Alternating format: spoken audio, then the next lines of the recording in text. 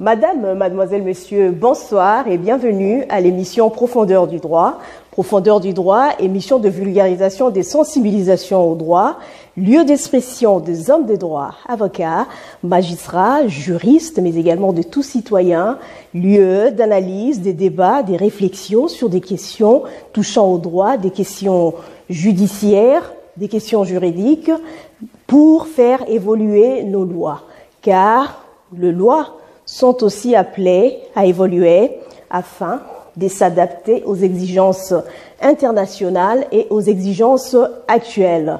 Pour ce soir, nous avons choisi de parler d'une question qui nous intéresse, qui intéresse tout le monde, la question de la Cour pénale internationale. La Cour pénale internationale, c'est quoi? Pour qui? Et comment fonctionne-t-elle? Voilà tant de questions auxquelles va répondre notre invité de ce soir. Nous allons nous entretenir avec le professeur Eugène Bakama Bopé. Il est en Belgique avec nous. Bonsoir, professeur Eugène Bakama. Bonsoir, madame. Vous êtes docteur en droit de l'Université d'Aix-Marseille en France. Vous êtes professeur visiteur à l'Université protestante de Lubumbashi, président du club des Amis des droits du Congo, et vous êtes membre du groupe d'experts africains sur la justice pénale internationale. Avec vous, donc, nous parlons de la création et du fonctionnement de la Cour pénale internationale. Alors, adopté depuis le 17 juillet 1998 à Rome, le statut de Rome est entré en vigueur le 1er juillet 2002. Et peut-on savoir quels sont les événements qui ont poussé à la création de cette juridiction pénale internationale? Merci beaucoup pour cette question. Pour répondre à celle-ci, il faut remonter dans le temps pour faire un petit rappel historique. Donc, l'idée de création d'une juridiction pénale internationale permanente ne date pas d'aujourd'hui. Ça remonte déjà de 1870 avec Gustave Monnier, qui était l'un des fondateurs de la Croix-Rouge, et il avait proposé la création d'une institution judiciaire internationale propre à prévenir et à réprimer les infractions à la Convention de Genève de 1864. Mais cette proposition s'est heurtée à un refus de la plupart des États qui étaient jaloux de leur souveraineté. Donc il a fallu attendre après la Première Guerre mondiale donc pouvoir les allier à travers l'article 227 du traité de Versailles, qui propose la création d'un tribunal spécial pour juger notamment l'ex-empereur allemand Guillaume II. Malheureusement, celui-ci n'a pas abouti parce que Guillaume II s'était réfugié aux Pays-Bas et les Pays-Bas avaient refusé de l'extrader.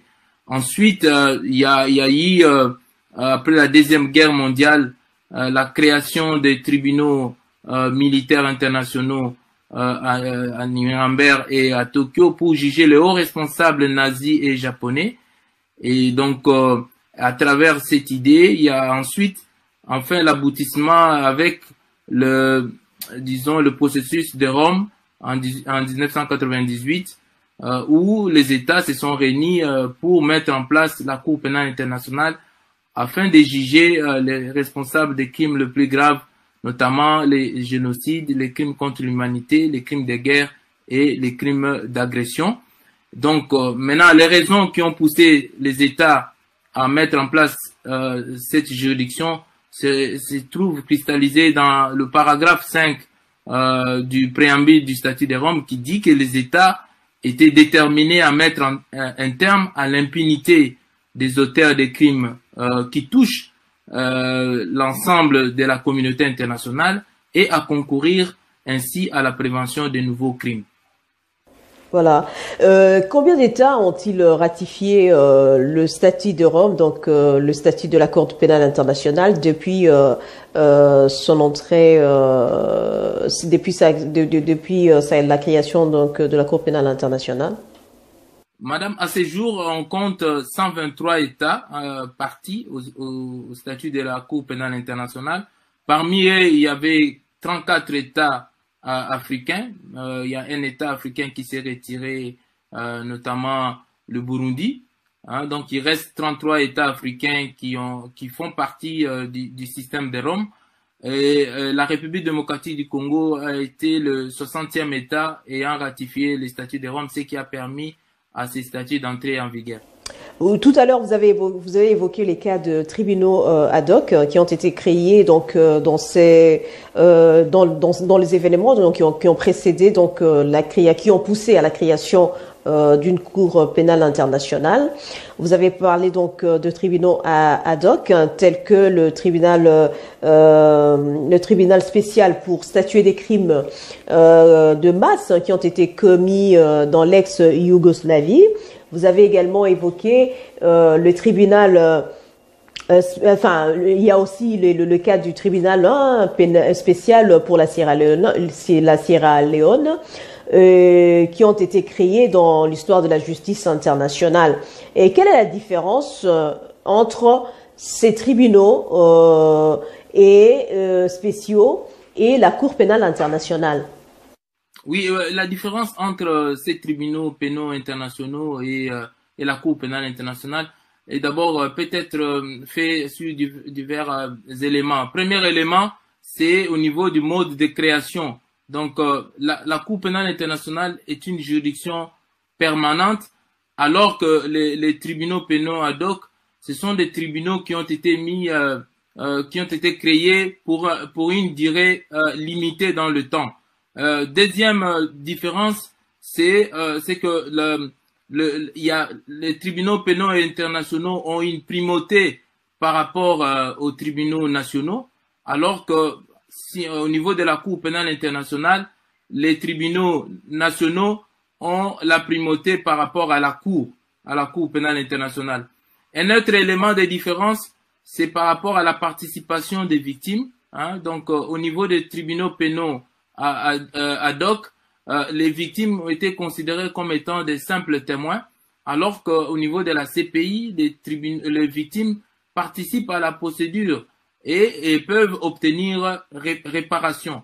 Et enfin, la dernière différence, c'est par rapport à l'obligation de coopérer. Au niveau des tribunaux pénaux ad hoc, tous les États membres des Nations Unies ont l'obligation de coopérer avec la Cour pénale internationale, alors qu'au niveau de la CPI, il n'y a que des États qui ont ratifié les statuts de Rome qui ont cette obligation de coopérer. Vous l'avez dit tout à l'heure quand vous parliez des événements toujours qui ont précédé, qui ont conduit à la création, qui ont poussé à la création de cette Cour pénale internationale. Vous avez parlé des crimes, des guerres, des crimes contre l'humanité. Vous avez parlé aussi donc de ces crimes dont de ces crimes-là est compétente quand vous voulez punir ces crimes-là. Donc il fallait créer une juridiction permanente qui pouvait connaître ces crimes-là. Donc c'est le cas de la Cour pénale internationale. Elle est créée, elle a cette compétence-là. Quelles sont les compétences de la Cour pénale internationale? Ok. Pour répondre à la question de la compétence de la Cour, il faut d'abord déterminer. Pour déterminer la compétence de la Cour, il faut dissocier la compétence matérielle et la compétence personnelle de la Cour. S'agissant de la compétence matérielle, donc la Cour est compétente pour les 4 crimes que vous avez évoqués, c'est-à-dire les crimes de génocide, les crimes contre l'humanité, les crimes de guerre et les crimes d'agression. S'agissant de sa compétence personnelle, donc la Cour est compétente pour des crimes qui sont, perpétués ou qui ont été commis par des personnes ayant plus de 18 ans. Donc ça c'est la compétence de la Cour. Et la Cour, pour l'exercice de sa compétence, la Cour doit recevoir un renvoi d'un État, soit un renvoi du Conseil de sécurité ou un renvoi plutôt l'initiative du procureur de la CPI lui-même. Vous avez parlé tout à l'heure des États qui ont ratifié le statut de Rome depuis son entrée en vigueur, depuis la création de la Cour pénale internationale.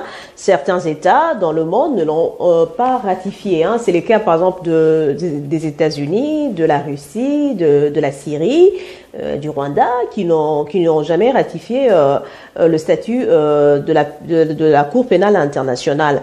Et pour ces États, cela veut dire que comme il n'y a pas eu de signature, cela veut dire que pas de signature, pas de responsabilité, pas de poursuites, pas de condamnation de ressortissants de ces États? Pas du tout, madame. Vous savez, d'abord, il faut ajouter sur cette liste la Chine, hein, qui est aussi un des membres permanents du Conseil de sécurité, qui n'a pas ratifié le statut de Rome. Donc, à ce jour, il n'y a que des États membres du Conseil de sécurité qui ont ratifié le statut de la Cour. Donc, la France et le Royaume-Uni. On peut regretter le fait que les grandes puissances, les trois grandes puissances, la Russie, la Chine et les États-Unis, n'ont pas ratifié le statut de Rome. Mais cela n'empêche pas que la Cour peut, dans une certaine mesure, être, disons, compétente pour connaître des crimes, notamment des crimes commis par les ressortissants de ces États, hein, de ces États non partis, dans un territoire d'un État qui a ratifié le statut de Rome. Et par donc, quel mécanisme? Par quel mécanisme? C'est l'exemple du cas de l'Afghanistan aujourd'hui. Hein, donc, l'Afghanistan qui est devenu État parti au statut de Rome, et aujourd'hui la Cour est en train de connaître une affaire ou une situation en Afghanistan, notamment les prétendus crimes commis par les militaires américains en Afghanistan. C'est ce qui fait qu'aujourd'hui, vous avez vu l'hostilité des États-Unis vis-à-vis de la Cour. Pas plus tard qu'avant-hier, les États-Unis ont décidé des sanctions vis-à-vis des officiels de la Cour pénale internationale. Donc, c'est pour vous dire que même si un État n'a pas ratifié les statuts de Rome, si les ressortissants de ces États non partis commettent des crimes sur le territoire d'un État qui a ratifié les statuts de Rome, la Cour pénale internationale peut poursuivre. Et donc, ces États-là ne sont pas à l'abri des poursuites de la Cour si les ressortissants commettent des crimes sur le territoire d'un État qui a ratifié le statut de Rome. Et c'est pourquoi même les États-Unis ont signé des accords bilatéraux avec certains États pour empêcher que ces États-là puissent envoyer les dossiers à la Cour pénale internationale.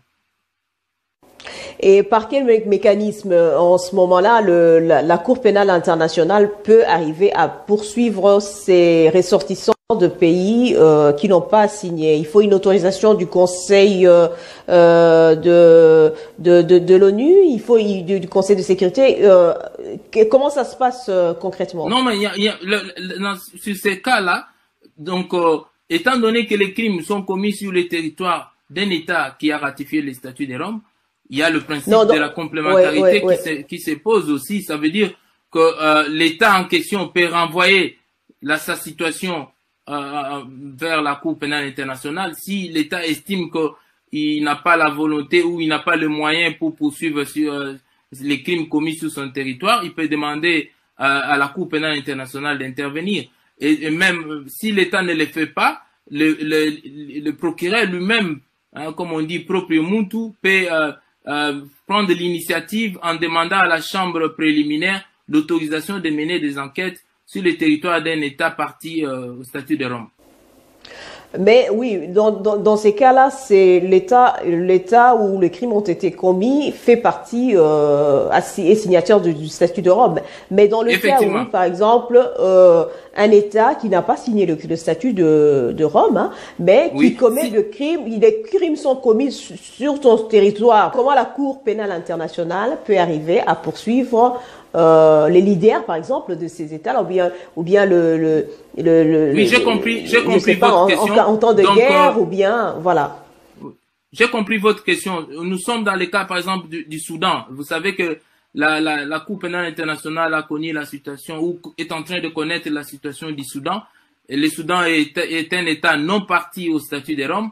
C'est parce que le Conseil de sécurité, je vous ai dit que le Conseil de sécurité peut renvoyer une situation auprès de la Cour pénale internationale. C'était le cas notamment en Libye et au Soudan. Donc le Conseil de sécurité a estimé à travers son pouvoir du chapitre 6 de la Charte des Nations Unies, le Conseil de sécurité a renvoyé la situation au niveau de la Cour pénale internationale et donc la Cour est compétente pour connaître de ces crimes. Alors, quelle est la procédure de la saisine de la Cour pénale internationale pour un État, par exemple, un État qui se voit les cas de la RDC, hein, on n'allons pas loin le cas de la RDC, pour saisir la Cour pénale internationale face, par exemple, la situation qui est à l'est. Comment procéder? Oui, mais bon, pour procéder, vous savez, si les crimes se commettent, par exemple, dans un pays donné, prenons l'exemple de la République démocratique du Congo. D'abord, il y a le principe de la complémentarité qui joue. Ça veut dire que la Cour pénale internationale n'est qu'une juridiction complémentaire. C'est d'abord les tribunaux de cet État-là qui doivent poursuivre. Et ce n'est que si ces tribunaux ou les juridictions nationales n'ont pas la volonté ou n'ont pas la capacité, c'est à ce moment-là que la Cour pénale internationale intervient. Pour le cas du Congo, on est en 2002, avril 2002, le chef de l'État de l'époque, le président Kabila, prend l'initiative de demander au procureur de la Cour pénale internationale de venir enquêter sur des crimes à Ituri. Donc, vous voyez, donc c'est un renvoi d'un État, donc un État qui estime qu'il ne peut pas de lui-même faire justice et sollicite l'appui de la Cour pénale internationale.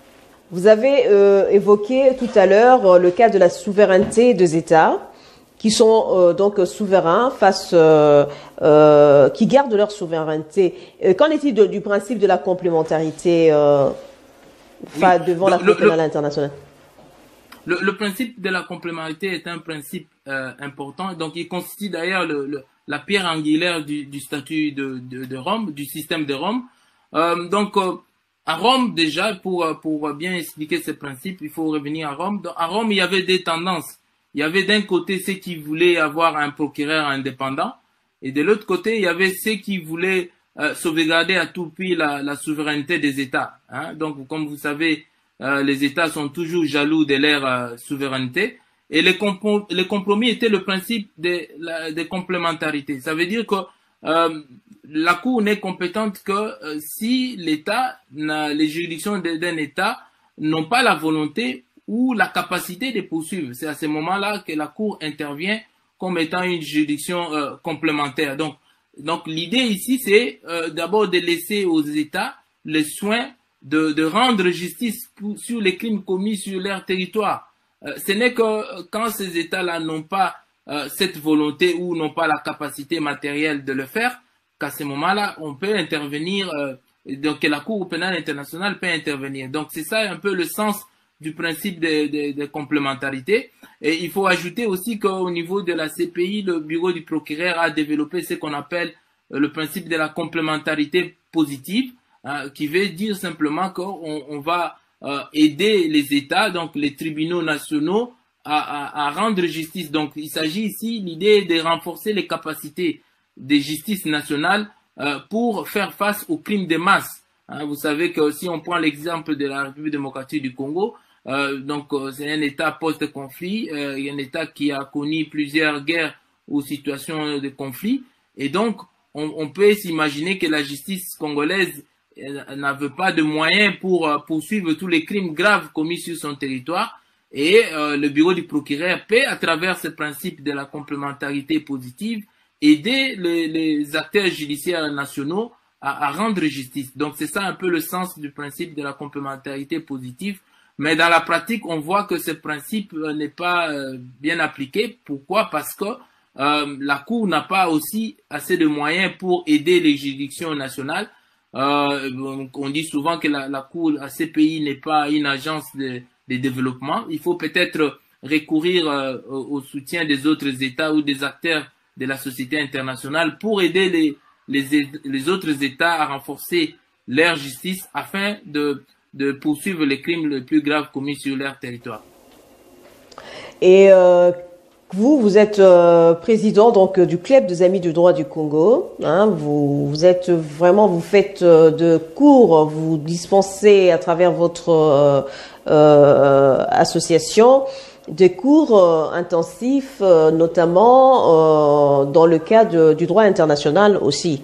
Donc, prenons seulement le cas de la RDC, où vous avez mené beaucoup de cours aussi intensifs dans différentes universités. Le cas de la RDC, comment voyez-vous l'avenir quel bilan déjà vous faites de la Cour pénale internationale en tenant compte de cas de la RDC, par exemple à l'Est, la situation à l'Est, et puis de certains pays quand même africains qui pensent s'est retiré de la Cour pénale internationale. Il y a d'autres pays qui l'ont déjà fait, comme la Gambie par exemple. Quel est le bilan? Quel bilan faites-vous de la Cour pénale internationale? Oui, avant d'arriver à cette question du bilan, donc je voulais rebondir sur, disons, pour répondre en disant que le Club des Amis du droit du Congo est une ONG congolaise des droits de l'homme qui travaille depuis longtemps, depuis 2000, pour la promotion et la lutte contre l'impunité en RDC. Et donc, nous avons mis en place un projet depuis 2012, ce qu'on appelle un projet de cours intensifs sur les droits de l'homme et le droit international pénal. L'idée en soi était de renforcer les capacités de praticiens de droit en matière de droits de l'homme et en matière de droit international pénal. On avait constaté que la plupart des avocats congolais et des chercheurs qui veulent se spécialiser dans ces domaines sont obligés d'aller dans d'autres pays. Vous savez que cela n'est pas à la bourse de tout le monde. Et même si vous avez le moyen, il y a la problématique des visas. C'est pourquoi nous avons dit pourquoi ne pas inviter des experts qui viennent d'autres pays africains ou d'autres continents qui viennent en RDC pour renforcer sur place les capacités de nos praticiens de droit en matière de droit de l'homme et du droit international pénal. Maintenant, pour revenir à votre question sur le bilan de la Cour pénale internationale, si on doit faire le bilan par rapport à la RDC, je vais dire simplement que le bilan n'est pas élogié, le bilan est faible.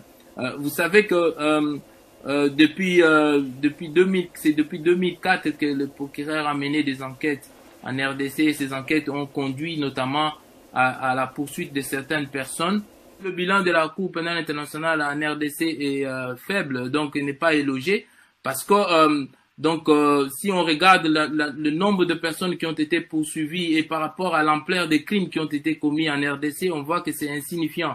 Et donc je pense que l'essentiel, c'est d'arriver à renforcer d'abord les tribunaux nationaux en donnant des moyens conséquents parce que de toute façon, il revient d'abord aux tribunaux nationaux de poursuivre les crimes qui sont commis sur le territoire national et la Cour pénale internationale ne pourra intervenir comme étant une juridiction complémentaire. C'est vrai, on peut critiquer la Cour pénale internationale pour notamment le bureau du procureur pour sa stratégie de poursuite. Parce que si on regarde, on voit bien que c'est beaucoup plus des opposants qui ont été poursuivis et des leaders, des membres de groupes armés qui ont été poursuivis, alors que dans la République démocratique du Congo, des crimes ont été commis par plusieurs acteurs étatiques et même étrangers qui, jusqu'aujourd'hui, ne sont pas poursuivis. Donc, la Cour pénale internationale est certes imparfaite, mais il vaut mieux avancer en boitant que de rester immobile. Je partage ces mots qui ne sont pas de moi, qui sont des mots de Robert Badinter. Il y a des choses à faire, à améliorer pour que la Cour puisse devenir efficace. Les victimes attendent beaucoup de cette Cour pénale internationale. Elle donne trop d'espoir aux victimes pour qu'on jette l'eau du bébé, et plutôt pour qu'on jette le bébé avec l'eau du bain et qu'on mette un terme à cette belle aventure que l'humanité aura attendu plus longtemps. Voilà, c'est par ici que nous allons aussi terminer cette émission. Le temps nous imparti touche à sa fin. Nous remercions le professeur Eugène Bakama d'avoir participé à cette émission depuis la Belgique. Professeur Eugène Bakama est docteur en droit de l'Université d'Aix-Marseille en France. Il est professeur visiteur de l'Université protestante de Lubumbashi, président du Club des Amis du droit du Congo, membre du groupe d'experts africains sur la justice pénale internationale. Nous vous disons merci, madame, messieurs, d'avoir suivi cette émission. Nous vous laissons en compagnie de programmes de la chaîne de télévision B1 TV. Au revoir et à la prochaine.